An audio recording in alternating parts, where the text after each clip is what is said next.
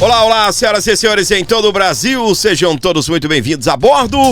A partir de agora nós estamos chegando com essa notícia para você, bombástica. Tudo pronto, a hora está chegando, tudo pronto. Sanções contra Alexandre de Moraes estão prestes a explodir. Notícias vindas direto dos Estados Unidos para você. Vai explodir tudo. Eu vou trazer para você uma entrevista do Eduardo Bolsonaro, que ele concedeu aí, um bate-papo, né? Junto ao jornalista Alan dos Santos, falando aí de que está muito próximo de a situação acontecer, que são as sanções a Alexandre de Moraes. Eu vou falar nesse programa também a respeito do estado de saúde de Bolsonaro, como está o estado de saúde de Bolsonaro aqui no nosso A Bordo Notícias. Vamos reagir aqui à entrevista ao Alan dos Santos e à timeline. Presta atenção na informação na tela. Para o nosso público na timeline, qual é a esperança que você tem do governo americano entender a gravidade das decisões do Alexandre de Moraes e a lei Magnitsky ser sancionada contra ele? A boa notícia é que já está tudo pronto para que as sanções ocorram, né? Toda a burocracia, ela já foi feita. E elas só não saíram ainda, né, por conta dessa prioridade que está se passando agora, da guerra de Israel com o Irã, que está tendo apoio dos Estados Unidos, Deus queira esteja indo para o final, né, depois de destruir as bases nucleares do Irã, tornando o mundo um lugar mais seguro. E então a gente está buscando espaço para que seja dada essa atenção ao Brasil, né? A gente sabe que o Irã é o risco de uma guerra nuclear, é o risco de dragar o mundo para uma terceira guerra mundial, mas o Brasil também, a cada momento que você deixa para depois de sancionar o Moraes, você vai dando uma janela de oportunidade para o regime se consolidar. Vê agora, né, essa semana, uma decisão falando que as empresas de rede social serão responsáveis por aquilo postado pelos usuários, algo que vai ter repercussões bizarras, né? Essa institucionalização da censura à la China, isso daí vai ter repercussão bizarra, e só ocorreu porque o Alexandre de Moraes está confortável encabeçando esse movimento. Eu tenho certeza que se ele tivesse sido sancionado uma semana atrás, isso não estaria ocorrendo hoje. Então eu espero que os Estados Unidos, de fato, em breve, consiga fazer isso e limpe a sujeira deixada pela administração Biden, né, que trabalhou para a eleição do Lula. Por exemplo, conversando com as autoridades brasileiras e pressionando para que elas não contestassem o resultado eleitoral. Parece que eles sabiam o resultado da eleição de 2022, né? Pois é. Os ministros da Suprema Corte, segundo a jornalista da Globo, estavam discutindo com o Nunes Marques, dizendo que eles não estão muito preocupados, não. Eles sabem o que está por vir com a lei Magnitsky? Sabem. A gente sabe tudo isso daí, faz parte do show. Tem muita gente, não só Alexandre de Moraes, está muito preocupada, né? A gente lembra ainda do caso do Felipe Martins, tem o Fábio Schor, tem os dois juízes que falaram que a gente tem que pegar o Eduardo Bolsonaro, tem gente lá que, né, falou para usar a criatividade para censurar a Revista Oeste. Vocês da Terça Livre foram vítimas disso, né? Estavam fazendo um trabalho sensacional. Pela primeira vez a gente estava tendo uma mídia organizada, poxa, dando um banho em outras da grande imprensa, né, que nem juntos combinadas batiam a audiência do Terça Livre, e aí eles colocaram tudo isso daí abaixo. Eu acho que isso tudo, Ala, tem impacto, e é por isso que eu acredito que a gente vai ter sucesso nessa sanção, Deus quiser, muito prontamente. Eu falei que era a última pergunta, pode ter mais uma? Eduardo Bolsonaro presidente? Primeiro a gente tem que sancionar o Moraes, né? Mas eu acho que saindo a sanção do Moraes, a gente também tem uma boa janela de oportunidade para deixar o Congresso livre e as instituições do Brasil livre para reagirem a tudo isso. Porque dentro do Congresso você já tem os votos para a anistia ser aprovada, né? Falta só para o Congresso sair das garras do Alexandre de Moraes. Quando isso acontecer, a gente, Deus quiser, vai ter a possibilidade do Bolsonaro ser presidente, né? Se candidatar no ano que vem. Mas se ele pagar a missão para mim, pode ter certeza que eu 100% estou para cumprir essa missão. Obrigado, Eduardo. Obrigado. Tá então, meus queridos, para você que está acompanhando aqui o A Bordo Notícias, gostou? Não saia não do canal, não saia desse vídeo ainda, nós estamos só começando o nosso programa, ok? Eu tenho muitas informações aqui para trazer para você que acompanha o A Bordo Notícias, onde você estiver com a gente aí ligado, conectado. Você sabe muito bem que eu já fiz vários vídeos aqui, e sanções, meus queridos, é um negócio muito, mas muito sério. Tá? Muito sério mesmo. A gente... essas coisas não acontecem da noite pro dia. Eu tenho falado aqui, o Trump, ele tem de uma certa forma lidado com tantas outras coisas, né? Até mais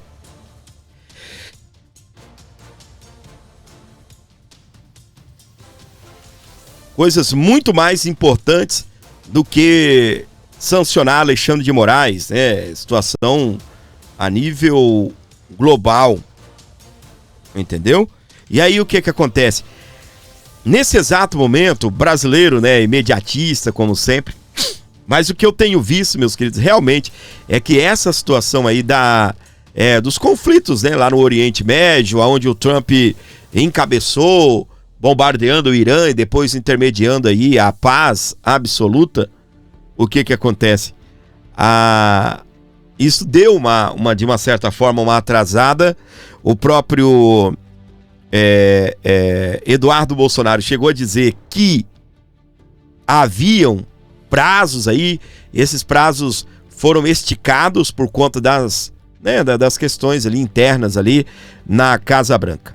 Eu sou sincero em dizer para você, tenho pressa também, assim como você tem pressa, eu também tenho e quero ver o momento em que o Alexandre de Moraes será sancionado aí pelos Estados Unidos da América, que sirva. Fábio, vai resolver todos os problemas do Brasil? Não, mas é um início, inclusive para 2026 e até para animar você de que é preciso, de uma certa forma, eleger a maioria do Senado para entender que com os senadores de direita nós conseguiremos impeachment ministros, e se tivermos aí um presidente de direita eleito, que eu acredito que sim, seja qual for o que o Bolsonaro indicar, perder para Lula não dá, meu amor, não dá. E aí o que acontece? Nós teremos aí novos ministros indicados pela direita brasileira, por um governador, por um presidente conservador, por um presidente que quer o melhor para essa nação, até para dar uma equilibrada, porque vamos falar a verdade, viu?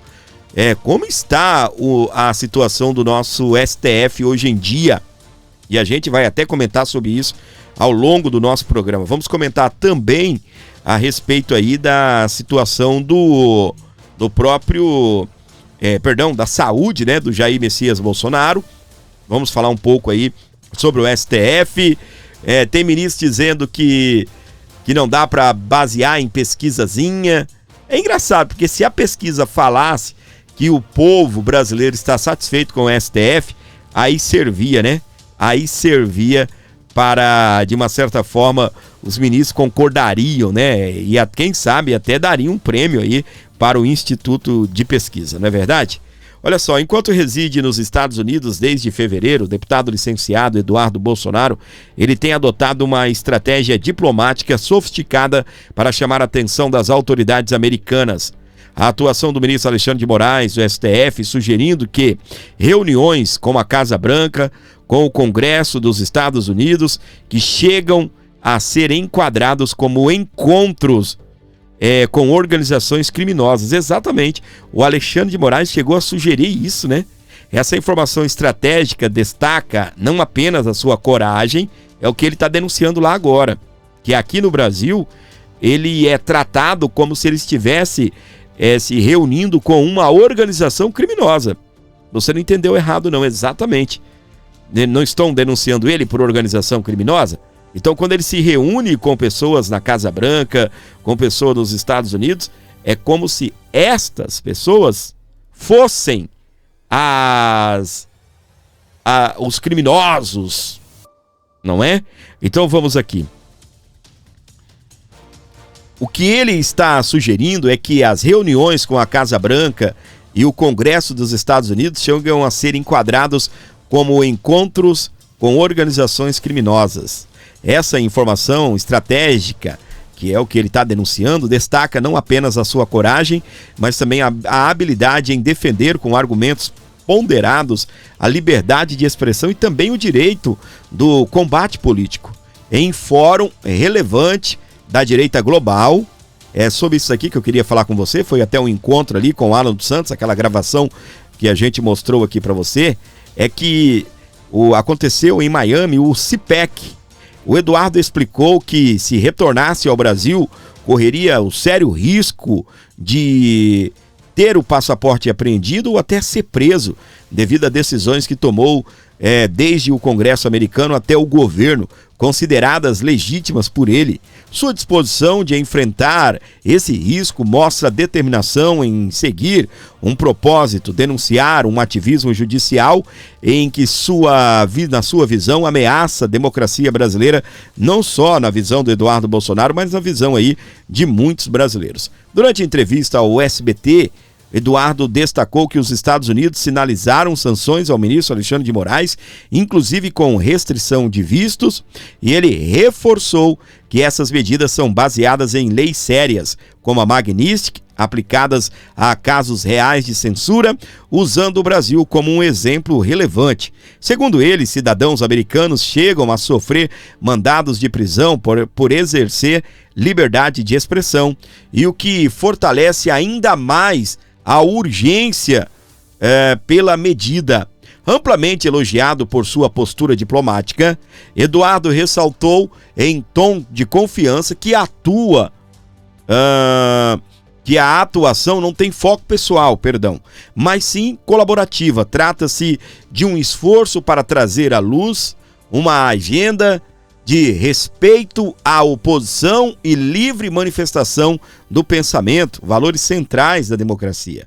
Ele ainda indicou que o CPEC Brasil será realizado entre agosto e dezembro, iniciativa que revela sua liderança e também capacidade de mobilização no cenário conservador. Em síntese, o Eduardo Bolsonaro demonstra uma visão estratégica e audácia ao conectar o debate brasileiro a interesses internacionais, utilizando canais diplomáticos reconhecidos para lutar contra o que classifica como tentativas de cerceamento político no Brasil. Sua atuação nos Estados Unidos reforça o protagonismo que tem no debate pela preservação da liberdade de expressão, liberdade de imprensa e a liberdade individual. A imprensa, que tome cuidado, a imprensa está batendo palmas aí para tudo de errado nesse país. Tome muito cuidado, imprensa brasileira, porque uma hora a censura vai chegar também na imprensa brasileira. Então as coisas estão caminhando, a situação está indo adiante lá nos Estados Unidos. Nós tivemos uma informação muito importante que aconteceu aí na semana passada, e eu quero até destacar aqui para você. Olha só, o deputado dos Estados Unidos pressionou o governo Trump por sanções a Alexandre de Moraes. O nome dele é o Chris Smith. Ele cobrou a ação do Departamento de Estado e citou risco de ruptura institucional no Brasil. Parabéns ao deputado Chris Smith, ele é co-presidente da Comissão de Direitos Humanos lá do Congresso americano. Aqui, ó. Outro também, esse daqui se manifestou depois da manifestação na Avenida Paulista. Deputado dos Estados Unidos repercute o ato da Avenida Paulista e cobrou Marco Rubio. É hora de se posicionar. Em publicação no X, o Rich McCormick compartilhou imagens de cartazes em inglês, que solicitam sanções contra Alexandre de Moraes e vem cobrando os deputados dos Estados Unidos, depois que o Marco Rubio anunciou que sim, poderia sancionar o ministro Alexandre de Moraes e que estaria sendo estudado situações nesse sentido.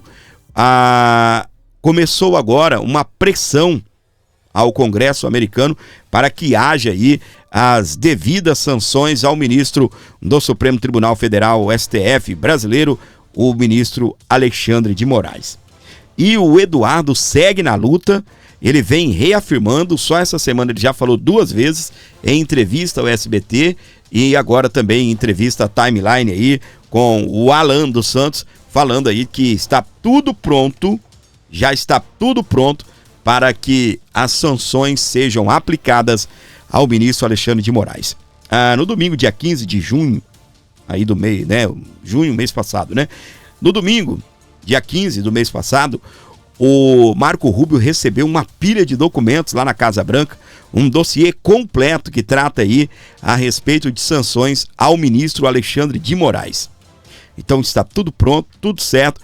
Haverá sim sanções contra o ministro Alexandre de Moraes. Não menos importante do que o assunto que nós estamos, o Eduardo Bolsonaro comentou, porque essa semana o Alexandre de Moraes negou que tanto o Eduardo Bolsonaro como o Carlos Bolsonaro fizessem parte aí da defesa, do time de testemunhas aí de Felipe Martins, aquele que esteve preso e que o Alexandre de Moraes não conseguiu comprovar que ele saiu do Brasil. Há uma anotação de entrada, né, nos Estados Unidos, através do Serviço de Imigração, uma informação falsa, ok? E o Felipe havia solicitado que tanto o Eduardo como o Carlos Bolsonaro fossem aí as suas testemunhas. Alexandre de Moraes negou. E, obviamente, o Eduardo Bolsonaro reagiu à informação e eu vou trazer para você. Vocês viram aí que o Moraes tinha chegado a marcar um depoimento para mim e para o meu irmão Carlos, no caso do Felipe Martins. A gente foi arrolado pela defesa. Mas o Moraes, como bom violador de todas as garantias mínimas do direito, quem estudou direito sabe disso, mas se você não estudou, não precisa ser jurista para saber, né? Se o advogado de defesa arrola testemunhas e o juiz fala, não, essa aqui a gente não vai ouvir não, dá para chamar isso daí de ampla defesa? É uma coleção de violações. É como eu falei lá na revista Veja, né? São sucessivos abusos. E cedo ou tarde, esse castelo de areia vai cair, podem anotar. Vocês viram aí que o Moraes tinha chegado a marcar? O castelo de areia vai cair, segundo ele. Pode anotar que o castelo de areia vai cair. Aqui no Brasil, nós seguimos dessa agonia, nós queremos, né, as sanções aí contra o ministro Alexandre de Moraes, tá bem? E esse canal tem um compromisso com você de continuar trazendo aí as últimas informações a respeito dessa situação. Aqui, ó. O estado de saúde de Jair Messias Bolsonaro. Bolsonaro passa por endoscopia e terá tratamento médico intensificado. Vocês sabem muito bem que o Jair Messias Bolsonaro chegou a passar mal no dia de ontem, né? Nesta terça-feira, e hoje, dia 2, quarta-feira, ele retornou aí ao médico e agora há um novo boletim médico e nós estaremos reagindo aqui ao estado de saúde de Jair Messias Bolsonaro. O ex-presidente Jair Bolsonaro foi submetido a uma endoscopia no Hospital DF-Star em Brasília. Na manhã desta quarta-feira, dia 2/7, o boletim médico do Bolsonaro apresenta uma intensa esofagite com processo inflamatório, erosões da mucosa esofágica e gastrite moderada. Olha só. Vamos lá então, qual é o diagnóstico? Intensa esofagite com processo inflamatório, erosões da mucosa esofágica e também uma gastrite, porém moderada. A equipe médica que o atende intensificará o tratamento médico e a qual Jair Messias Bolsonaro já vem sendo submetido. Mais cedo, Bolsonaro havia confirmado que ficará de repouso absoluto durante todo o mês de julho, além de suspender toda a sua agenda política. A decisão ocorre após a orientação médica, motivada por uma série de problemas de saúde, incluindo crises de soluços e episódios de vômitos, que, segundo ele, dificultam até mesmo a fala de Jair Messias Bolsonaro. Deixa eu mostrar aqui o boletim médico, tá?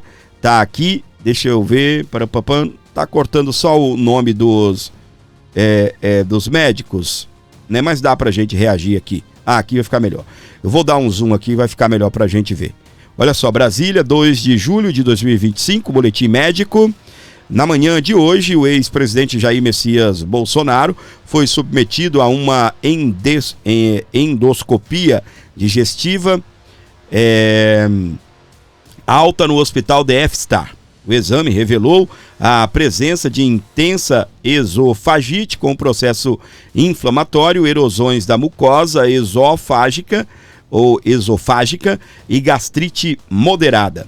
Será intensificado o tratamento medicamentoso que já havia sido iniciado há alguns dias. Seguem as orientações para moderação da fala, dieta regrada e repouso domiciliar. Atenciosamente, Dr. Cláudio Birolini, cirurgião geral, Dr. Leandro Enchenick, cardiologista, que são os médicos aí que cuidam da saúde do querido Jair Messias Bolsonaro. Temoso, como sempre, já era para o Bolsonaro ter buscado aí de uma certa forma um repouso. Logo que saiu da UTI, passaram aí, no máximo, se eu não estou enganado, 2 semanas, o Bolsonaro já estava na ativa. Bolsonaro reafirmou nos últimos eventos públicos que os problemas de saúde têm relação com uma facada, na qual ele foi alvejado durante a campanha para as eleições presidenciais em 2018. Recentemente, o ex-presidente também teve um quadro de pneumonia viral tratável por antibióticos e afirmou que foram mais de 7 cirurgias. As exigências médicas. Nesta terça-feira, dia 1º, portanto ontem, o ex-presidente cancelou um compromisso marcado com políticos na sede do Partido Liberal, PL, em Brasília, por meio de uma mensagem enviada a parlamentares. Por exigência médica, não irei ao PL nesta terça-feira. Crise de soluços e vômitos me impedem de falar. Obrigado, Jair Messias Bolsonaro. Foi o que afirmou aí o presidente. Nas redes sociais, a ex-primeira-dama, Michele Bolsonaro, também compartilhou uma nota assinada pelos médicos Cláudio Birolini, o cirurgião geral, e Leandro Enchenick, cardiologista, com detalhes da recomendação.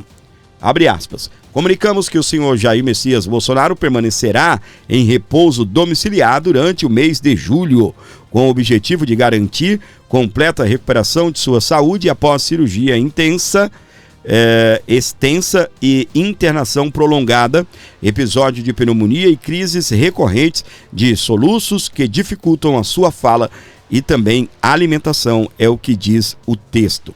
Então, atualizando para você, o Bolsonaro passou mal ontem, ok?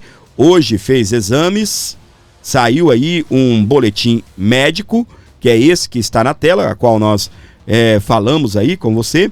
Então, o diagnóstico do Bolsonaro é o seguinte, uma intensa esofagite, com processo inflamatório, erosões da mucosa esofágica e também gastrite moderada. Força Bolsonaro, é uma pena que o Jair Messias Bolsonaro vai ficar afastado, tá bem? Afastado aí das ruas, afastado dos eventos, afastado dos compromissos políticos partidários. O que acontece? Eu, torço muito pelo Jair Messias Bolsonaro, quero que ele se livre de tudo isso, que ele tenha a sua saúde restabelecida, mas, meus queridos, o inimigo não dorme. Enquanto o Bolsonaro vai descansar, vai entrar em repouso, o Jair Messias também precisaria, de uma certa forma, estar na ativa, na luta contra o que vem aí contra ele, tá bem? O inimigo não dorme, o inimigo, para classificar Alexandre de Moraes como inimigo, ele nem vai fazer parte aí do recesso judicial que iniciou hoje, né? O recesso lá do judiciário. Alexandre de Moraes não entrou em recesso. Alexandre de Moraes tem pressa, ele quer condenar Bolsonaro ainda esse ano.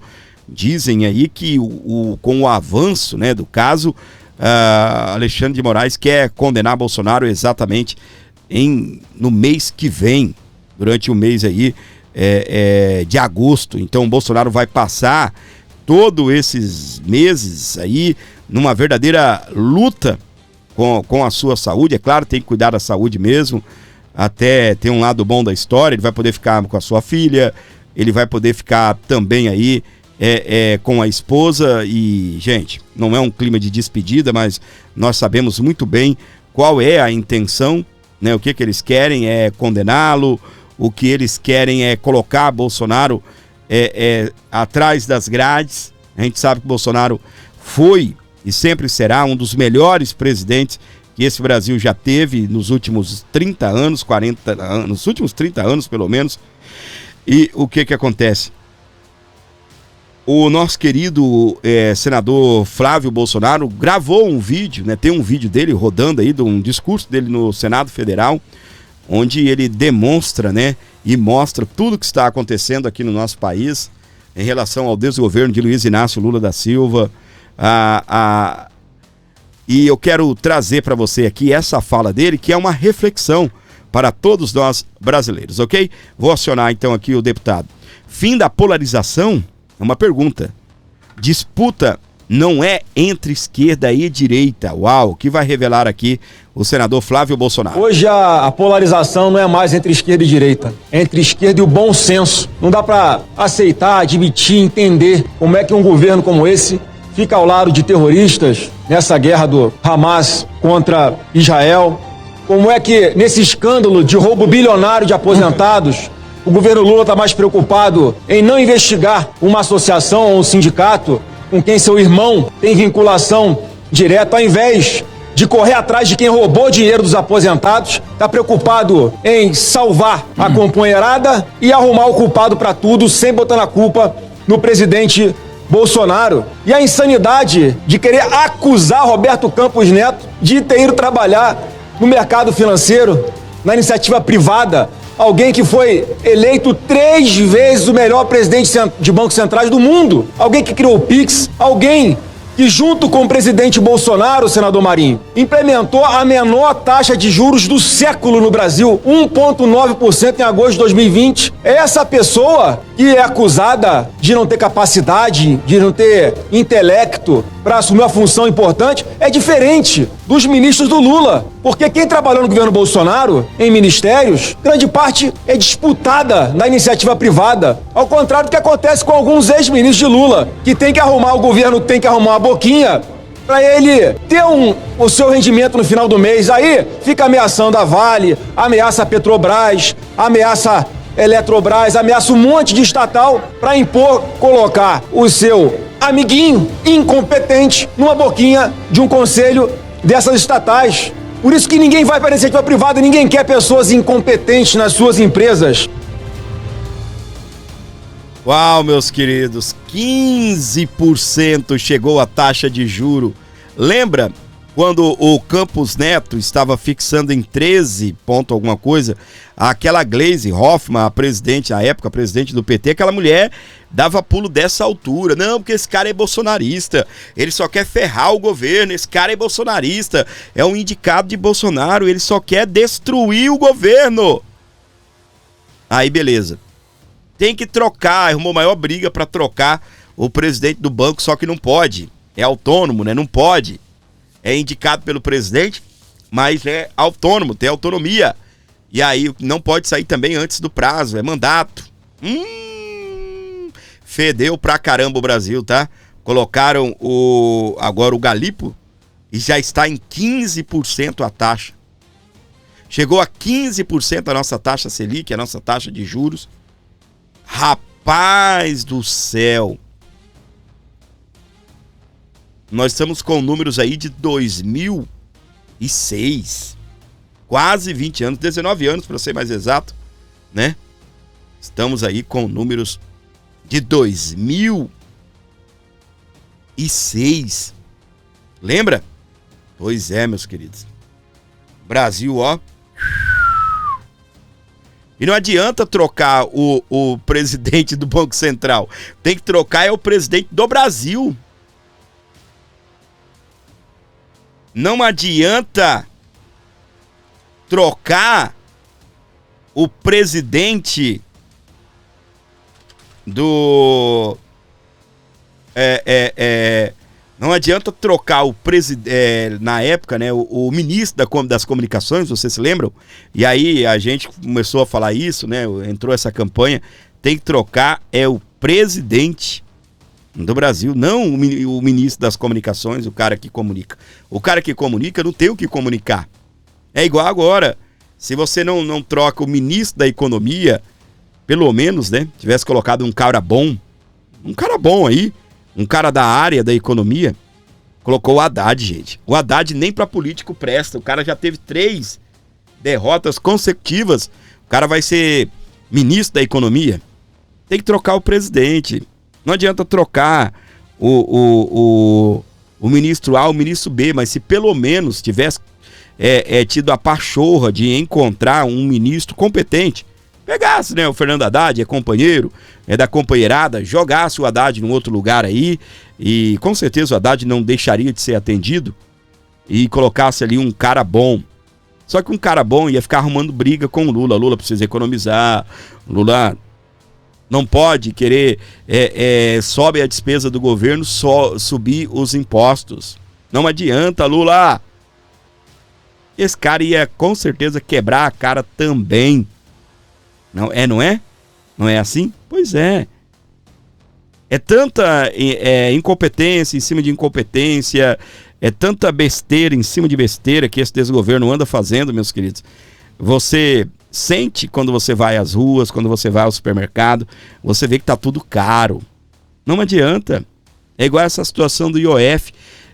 Ontem, eu até na minha live, eu disse o seguinte, eu gosto do exemplo simplório. Sabe quando o exemplo é simples?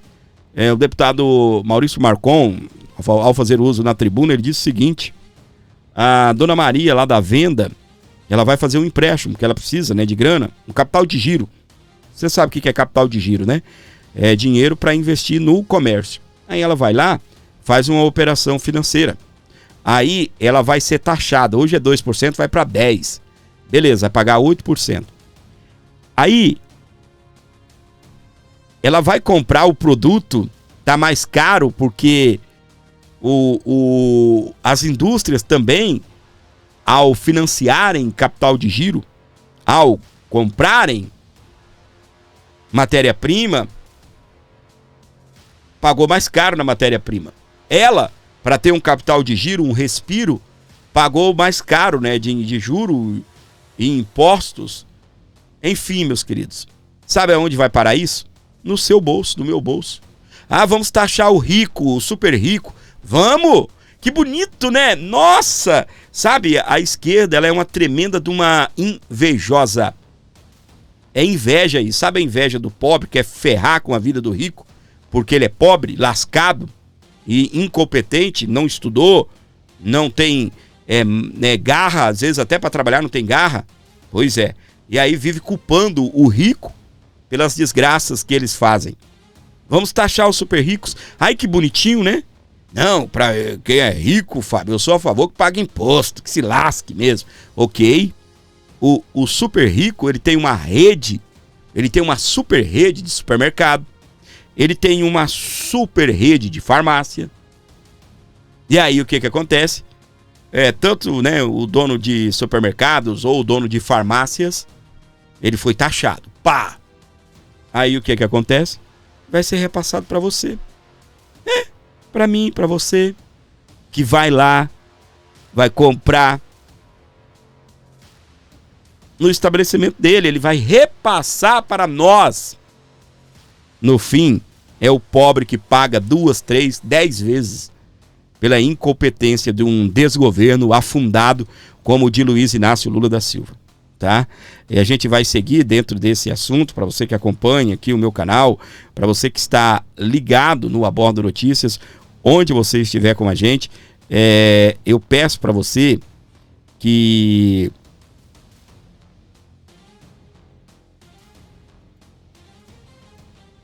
por favor nos ajude através aí de um Pix. Qualquer valor que você mandar aí será muito bem-vindo para você, tá bem? Chegou esse vídeo aqui de última hora para o Gordinho. Alcolumbre afirmou que se o Senado for de maioria bolsonarista em 2027, ele não tentará a reeleição à presidência da casa, pois não concorda com o impeachment de ministros.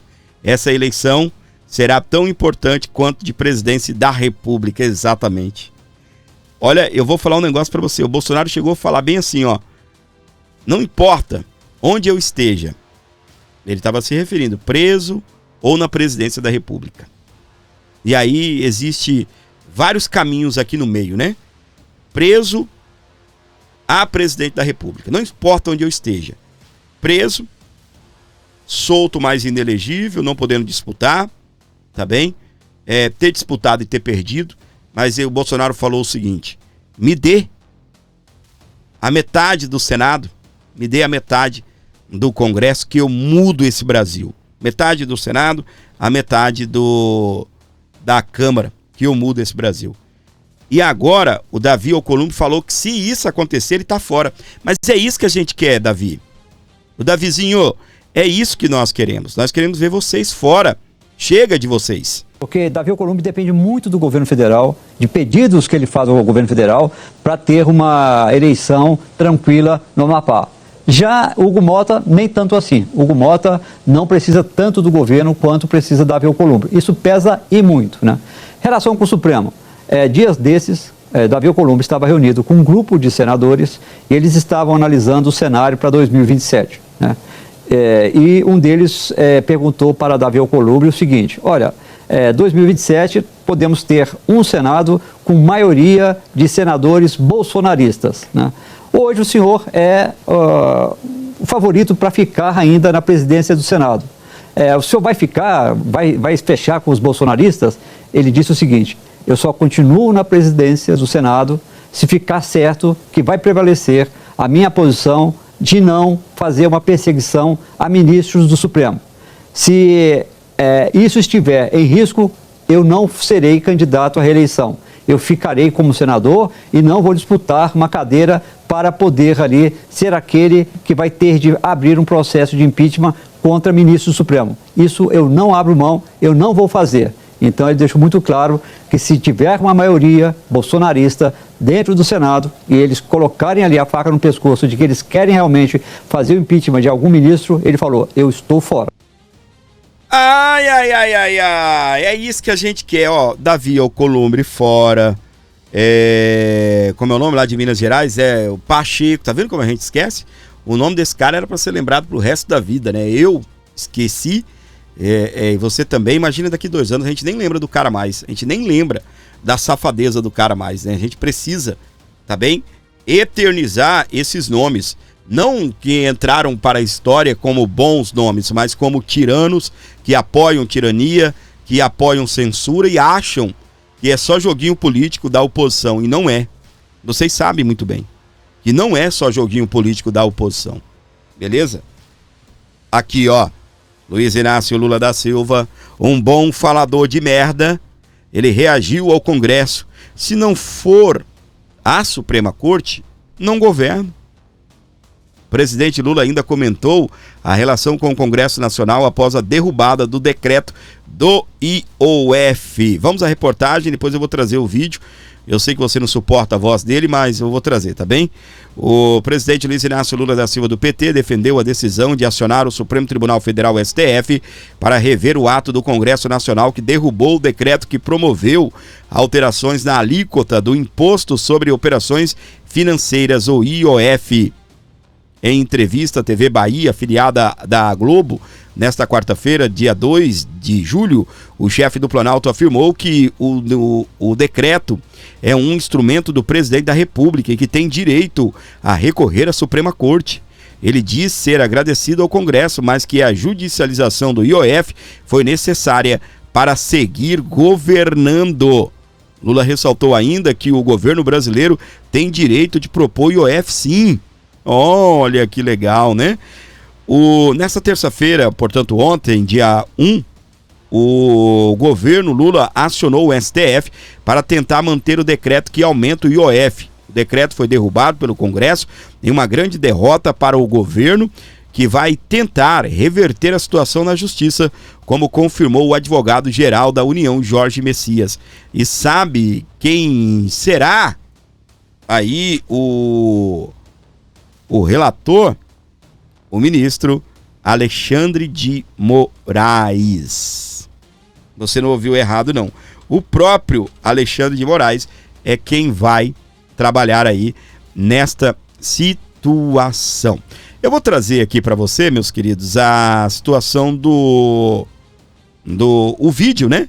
Aí do Descondenado, para você que acompanha aqui o nosso Aborda Notícias, o que ele falou aí em entrevista à TV Bahia, que é afiliada à Rede Globo, né, lá no estado da Bahia. Também não vou passar raiva sozinho, não.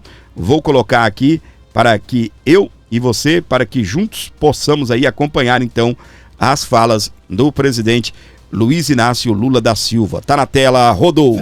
Eu sou agradecido, mas se eu não entrar com recurso no Poder Judiciário, se eu não for a Suprema Corte, ou seja, eu não governo mais do país, cara.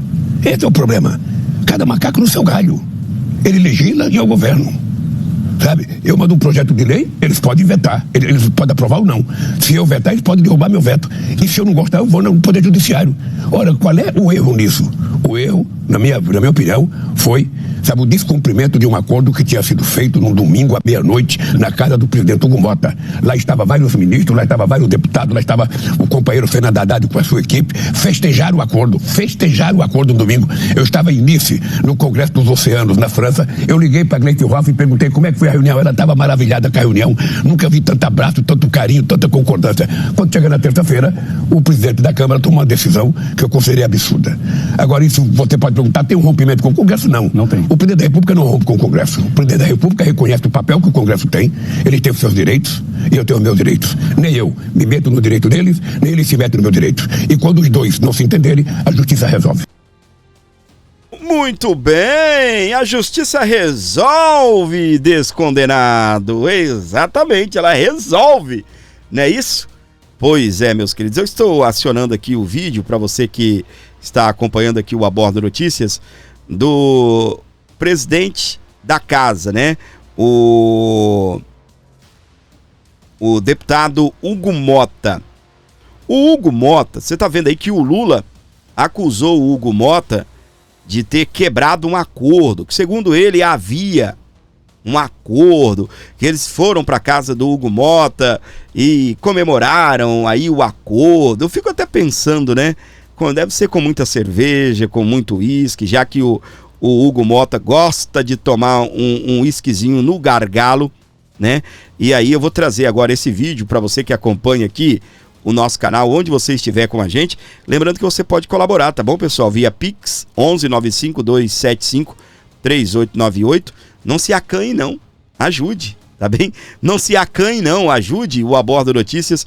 Qualquer valor que você mandar, obviamente, aí será muito bem-vindo, desde que vindo de coração. Vamos ouvir aqui, então, o deputado Hugo Mota. Hoje temos um Hugo especial para falar sobre o IOF e muitas outras coisas que falaram aqui em Brasília nessa última semana. E essa história de que o Congresso não olha para o povo, hein? Fake ou real? Fake! Primeiro, quem alimenta o nós contra eles acaba governando contra todos. A Câmara dos Deputados, com 383 votos, de deputados de esquerda, de direita, decidiu derrubar um aumento de imposto sobre o IOF, um imposto que afeta toda a cadeia econômica. A polarização política no Brasil tem cansado muita gente e agora querem criar a polarização social. No mesmo dia em que derrubamos o aumento do IOF, aprovamos outras 3 medidas importantes para o nosso país. A primeira delas foi uma medida provisória que permite o investimento de 15 bilhões de reais em habitação no nosso país. Nessa mesma medida, incluímos a permissão para que o governo possa vender, leiloar, o excedente de petróleo, que ajudará o governo a arrecadar algo em torno de entre 15 e 20 bilhões de reais sem aumentar impostos. Aprovamos também o crédito consignado privado. Aprovamos um projeto de lei que garante a isenção do pagamento de imposto de renda para as pessoas que ganham até 2 salários mínimos. O governo diz que se sentiu traído e que foi pego de surpresa com a votação do IOF. Fake ou real? Fake! O capitão que vê o barco indo em direção ao iceberg e não avisa, não é leal, é cúmplice. E nós avisamos ao governo que essa matéria do IOF teria muita dificuldade de ser aprovada no parlamento. O presidente de qualquer poder não pode servir a um partido, ele tem que servir ao seu país. E sobre o pessoal que falou na imprensa que você é morde e assopra? real. Se uma ideia for ruim para o Brasil, eu vou morder. Mas se essa ideia for boa, eu vou assoprar para que ela possa se espalhar por todo o país. Ser de centro não é ter ausência de posição, é ter ausência de preconceito. E podem ter certeza, se uma ideia for boa, nós vamos defender e assoprar para que ela possa atingir todos os brasileiros e brasileiras. Ah, com vinhetinha e tudo mais, né? Blogueirinho ele, né? Hug, ó. Presidente da Câmara, Hugo, né? Ele colocou um Hug. Hoje tem Hug. Criativo, hein? Mas tá, vamos lá. Primeiro, Lula. Lula disse que se não acionar o STF, ele não governa. Concordo. O que nós mais vimos nos últimos dias é o governo só conseguindo governar porque ele aciona o STF. E é pra tudo. Perdeu no Congresso, joga pro STF. Qualquer pauta de menor ou de grande importância para o governo, eles vivem acionando o STF. Obviamente, a mamãe STF dará a sua bênção. Obviamente, dará a sua bênção. Outra situação que é importante a gente comentar aqui no nosso programa é a questão do acordo. Aí ficou diz pelo não disse, né? O Lula disse que tinha um acordo e que o Hugo Mota quebrou. O Hugo Mota disse que sinalizou, que avisou que não tinha, né, clima ou que isso não passaria lá no Congresso Nacional. Mas é fato, meus amores, que passou e passou gostoso. 383 votos favoráveis. E Luiz Inácio Lula da Silva está desesperado por esse IOF. E não é para fazer justiça social. Não, é para arrecadar mesmo, é por dinheiro. Não é por justiça social. Justiça que se lasque, justiça social que se dane. Para essa turma. O que eles querem é enfiar imposto, e me desculpe a expressão, tá bem? No rabo do brasileiro. É o que eles querem. Enfiar imposto no rabo do brasileiro. E o que está acontecendo agora é exatamente isso. Saiu aí informação que o Haddad, eu acho que é até essa aqui, ó. Haddad diz que governo depende da alta do IOF para atingir a meta fiscal. Não é assim, não, tá tudo bem com o governo, tá tudo certinho. Vamos aumentar o IOF para fazer com que o rico pague mais imposto? Não, não é isso. Olha o que ele disse. Para cumprir a meta fiscal, o governo precisa do IOF. É uma situação de desespero mesmo. Por isso que eles estão lutando desse jeito. Porque senão eles não vão cumprir a meta fiscal. E aí, o fumo tá aí, o fumo entra gostoso para eles.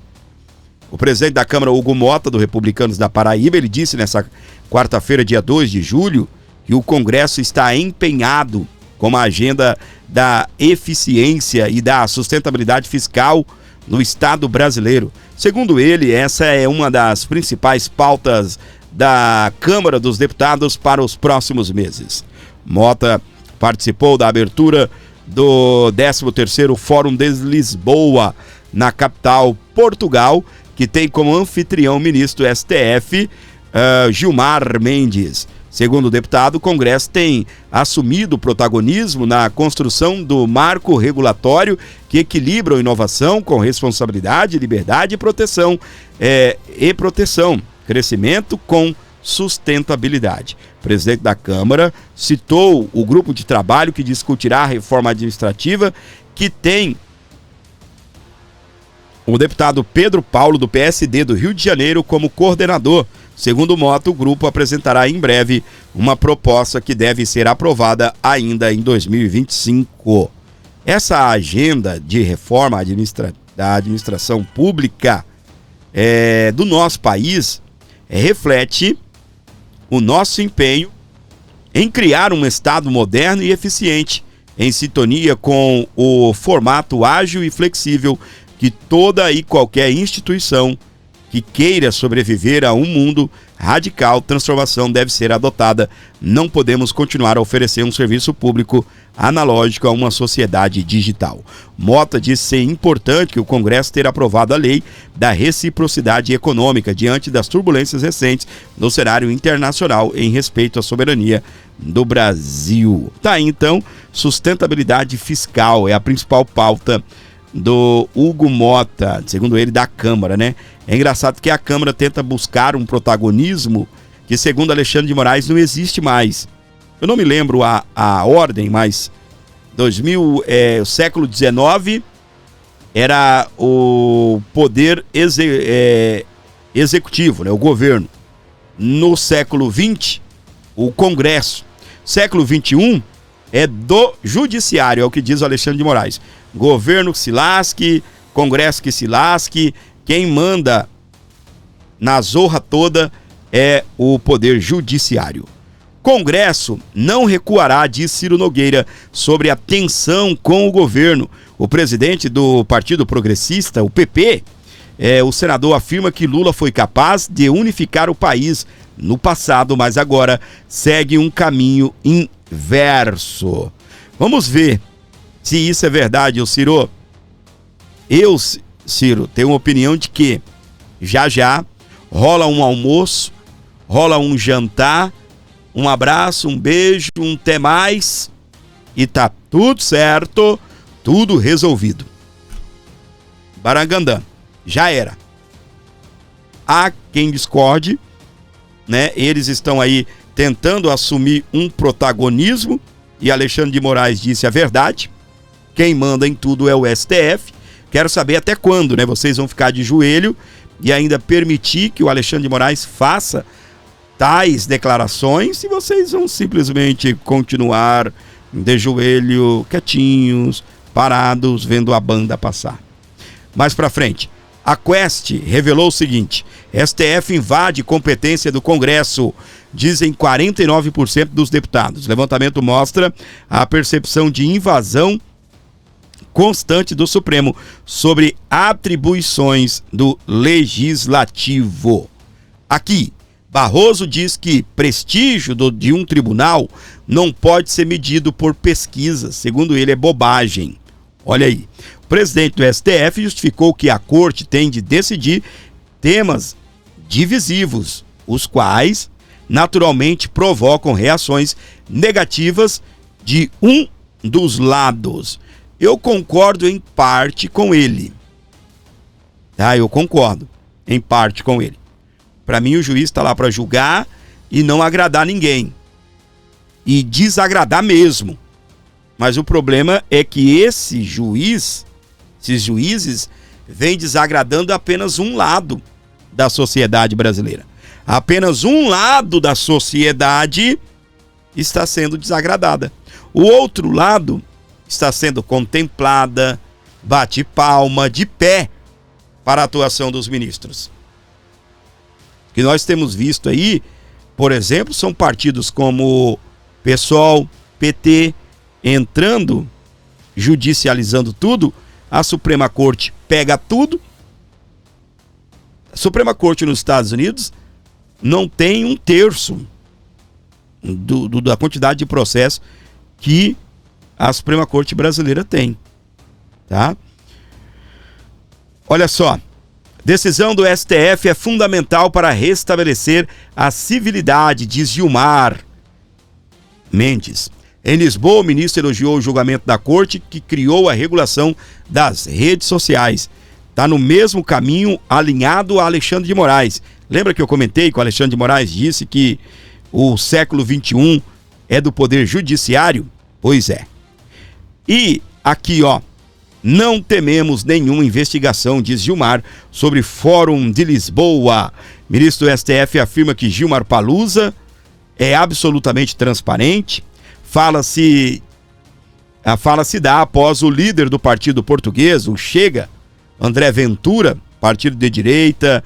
André Ventura, que é o líder da direita, é uma espécie de Bolsonaro lá em Portugal. E ele diz que irá investigar o evento de Gilmar. Lembra das denúncias do jornalista português, o jornalista Sérgio Tavares. Pois é, lá em Portugal, eles chamam o evento do Gilmar de Gilmar Palusa. Vamos para frente. Deputados repudiam Lula por comparar governo de Bolsonaro a Gaza. Em entrevista, o presidente Lula comparou o Brasil, governado por Bolsonaro, a um estado de destruição da faixa de Gaza. É um otário mesmo, uma anta quadrada. É uma anta de 9 dedos mesmo. Cara, o cara pegou o Brasil com superávit. Superávit. Ok? Um superávit de 52 bi. No primeiro ano, ele fechou com um déficit de 270, alguma coisa assim, 279. Ou seja, ele gastou mais de 300 e lá e bordoada. Por quê? Mais de 330. Porque se você tem um superávit, para você zerar, você tem que gastar os 53 bi. Então ele queimou os 53 bi.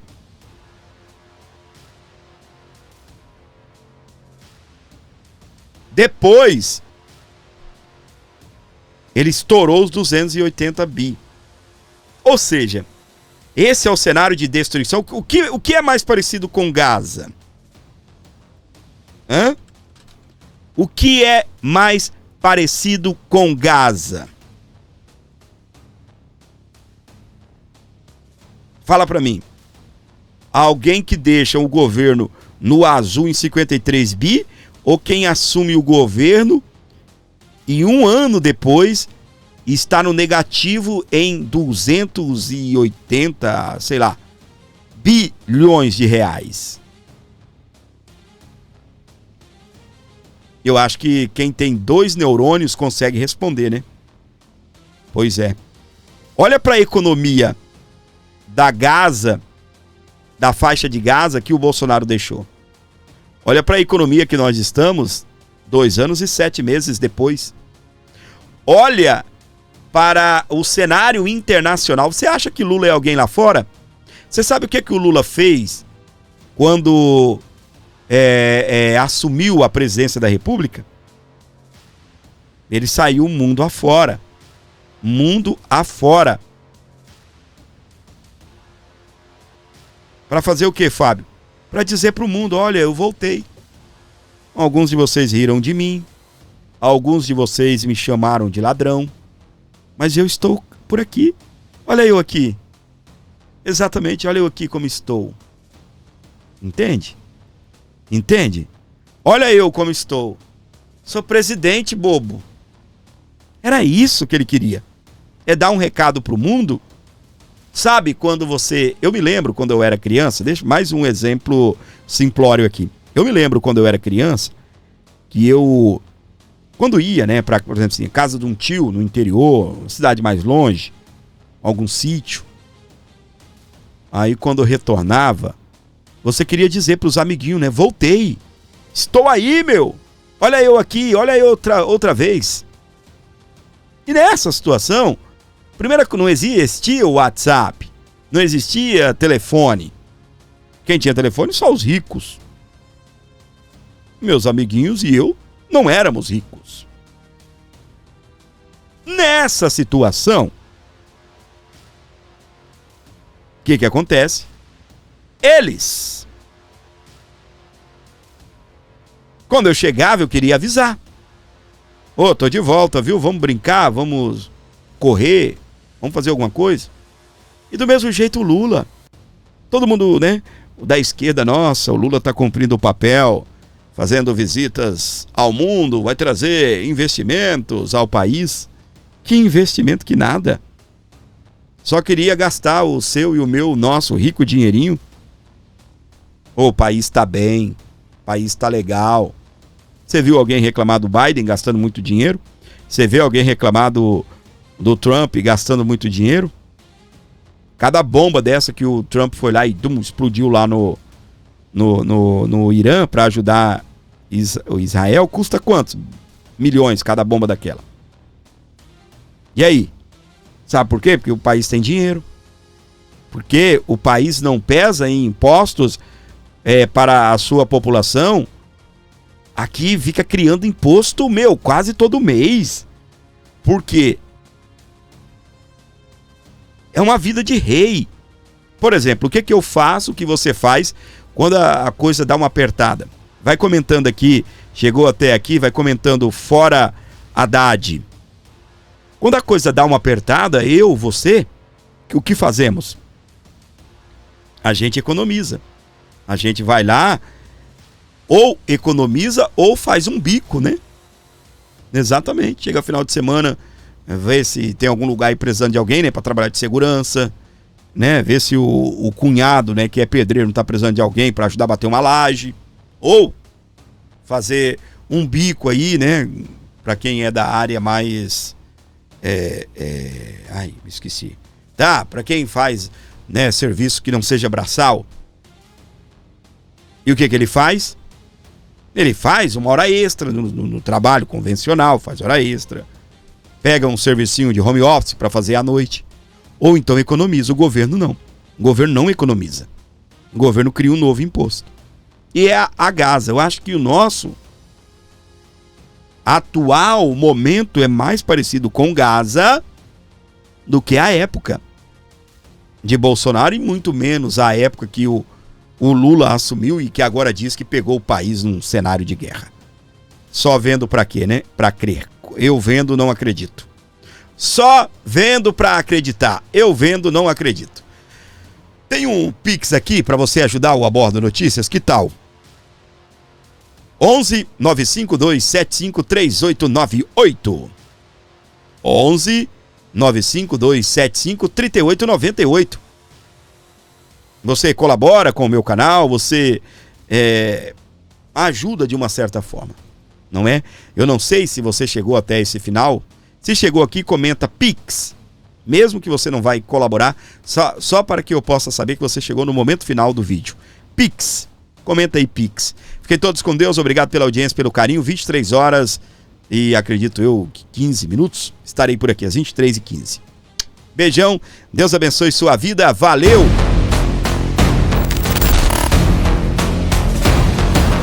Olá, amigos e todos que seguem o Abordo Notícias, aqui deputado Eduardo Bolsonaro. Primeiro, parabenizar vocês pelo trabalho, né? Insistente, incansável, como deve ser. Vai ganhar essa guerra quem resistir mais. E a gente não pode se dar o luxo de dizer que a esquerda tem mais força de vontade do que nós. Afinal de contas, somos nós que lutamos pela liberdade, pelo futuro das nossas crianças, pelas nossas famílias. Então, isso aí dito, desejo a vocês um bom trabalho. Desistir não é uma opção, e o que o nosso adversário mais quer é que a gente fique cabisbaixo, que a gente fique sem vontade de lutar. Então, um recadinho para eles ficarem nervosinhos é: nós não vamos desistir do Brasil. Um abraço a todos vocês do Abordo Notícias, compartilhem o link e acompanhem a política. Afinal de contas, a vida de todo mundo passa por lá, quer você queira, quer não. Um abraço, fiquem com Deus. Jesus is the King.